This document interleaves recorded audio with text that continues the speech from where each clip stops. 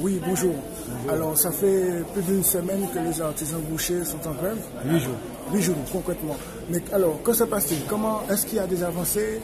Où on en est aujourd'hui? Alors, pour tout vous dire, on a tout essayé. On avait une première réunion avec les élus de la régie. Ils nous ont proposé une grande réunion le jeudi 19. Le jeudi 19, on a eu cette réunion. On est tombé d'accord sur tous les points. Sur tous les points. Le seul problème qu'il y avait, c'est que j'ai demandé un relevé de décision. Pour bien dire qu'on est tombé d'accord sur les points, ils ont refusé de nous donner ce relevé. Pourquoi? Pour nous dire qu'on va le recevoir le vendredi. J'ai insisté pour dire que si on n'a pas ce relevé, lundi, l'abattoir sera bloqué. Ils m'ont dit, vous aurez le relevé vendredi. Vendredi, je n'ai pas reçu de relevé. J'ai envoyé un mail samedi matin pour leur dire qu'on n'a toujours rien reçu.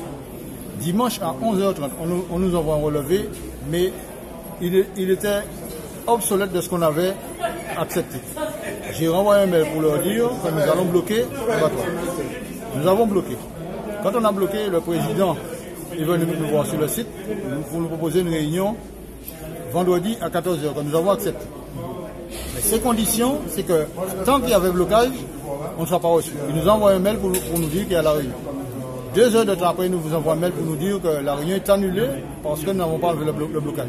J'ai jamais entendu dire, quand il y a négociation, qu'on enlève le blocage avant de négocier. Donc plus que jamais, nous sommes restés mobilisés et je crois qu'il y a quand même des élus qui font des efforts parce qu'on vient de m'annoncer qu'on vient à une réunion cet après-midi. D'accord. Donc vous pensez que cet après-midi, la situation va se débloquer complètement? Je souhaite en tout cas. Parce que nous ne sommes pas là pour... Justement, nous n'avons pas voulu bloquer les routes. Nous n'avons pas voulu pénaliser la population.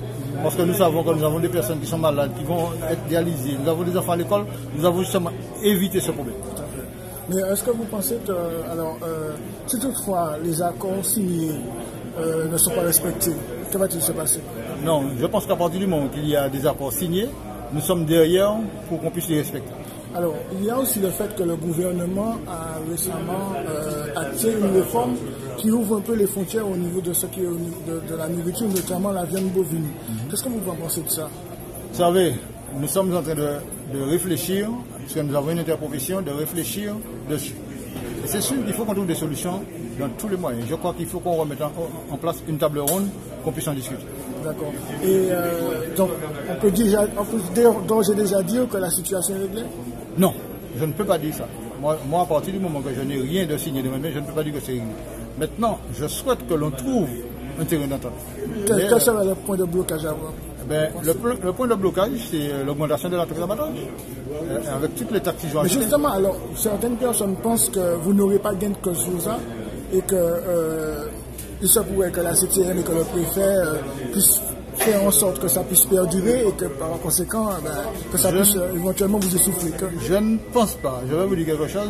Aujourd'hui, il faut qu'on pense aux consommateurs. Parce que là, nous sommes en train de lutter pour le panier de la ménagère.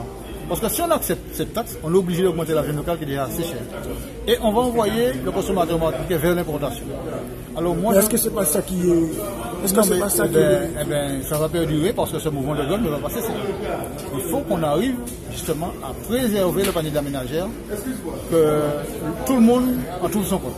Vous appelez la population à vous soutenir dans ce mouvement? Absolument, je reçois beaucoup de messages et nous sommes très, très bien soutenus. Absolument.